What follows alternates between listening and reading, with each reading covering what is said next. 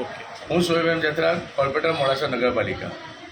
આજ રોજ અમે જે ગત રોજની જે ઘટના હતી કે લાઇટ જવાના જે પ્રશ્નો હતા અને જે સોશિયલ મીડિયાના અંદર પર જે કોમેન્ટો હતી, અમે પણ આજે નગર વતી અમે દુઃખ વ્યક્ત કરીએ છીએ.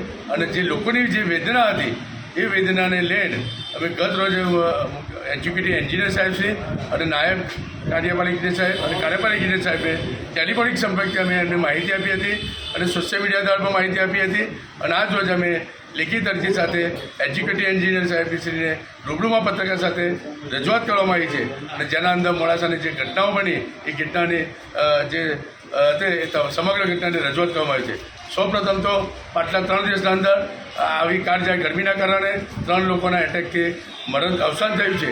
તેની પણ અમે અહીંયા એ બાબતે જાણ કરી છે. સાથે નાના નાના બાળકો, મોટી ઉંમરના વૃદ્ધ વ્યક્તિઓ અને આવી કાળઝાળ ગરમીના અંદર પૂરા દિવસ જે મજૂરી કામ કરીને રાત્રે જે શાંતિથી સૂવા માટેને જે હોય છે એમાં પણ લોકોને લાઇટ વગર ખૂબ જ તકલીફ પડી છે. અને જે પાછલા 3 દિવસની અંદર 10 થી 12 વખત લાઇટ ગઈ, જે બાબતે અમે ગંભીર નોટ લઈને એક્ઝિક્યુટિવ સાહેબને રજૂઆત કરવામાં આવી છે કે આપ દ્વારા લાઇટ તો ચાલુ કરી દેવામાં આવે છે, પરંતુ લાઇટ ચાલુ કરવું તો એટલાથી સીમિત ના થાય, એના માટે કાયમી સોલ્યુશન લાવવા માટેનો પ્રયત્ન થવો જોઈએ. અને અમે કહેવામાં આવ્યું છે કે જો આ બાબતે ગંભીર પ્રકારે નોંધ લેવામાં નહીં આવે તો આજે તો અમે આટલા 4 કે 5 વ્યક્તિઓ આવ્યા છે અને જરૂર પડશે તો અમે મોડાસા નગરના લોકો સાથે અહીંયા ધરણા પ્રદર્શન કરવું પડશે.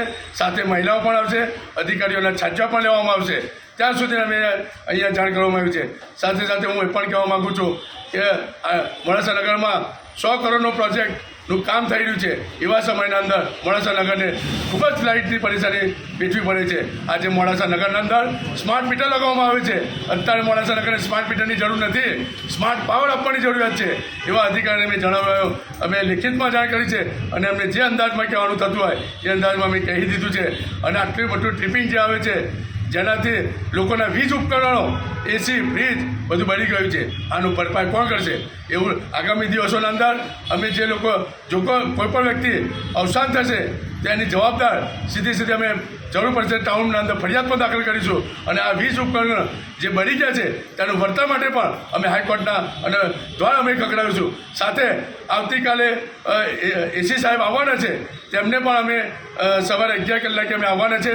આજ રોજ અમે એક્ઝિક્યુટિવને ઇન્ટરવ્યૂ બાબતે કીધું હતું, પરંતુ એમને કીધું કે ભાઈ અમે આજે ઇન્ટરવ્યૂ નહીં આપી શકીએ. અમે કીધું મોડાસા નગર માટે 2 મિનિટ માટે ઇન્ટરવ્યૂ આપો, તેમ છતાં અમને આપ્યું નથી. કંઈ વાંધો નથી, આવતીકાલે એસી સાહેબ આવશે, એમને અમે જે પણ મોડાસા નગરની જે વેદના છે એ રૂબરૂમાં ફરીથી અમે રજૂઆત કરીશું અને એમને ઇન્ટરવ્યૂ લઈશું. જય હિન્દ, જય ભારત. બરાબર છે.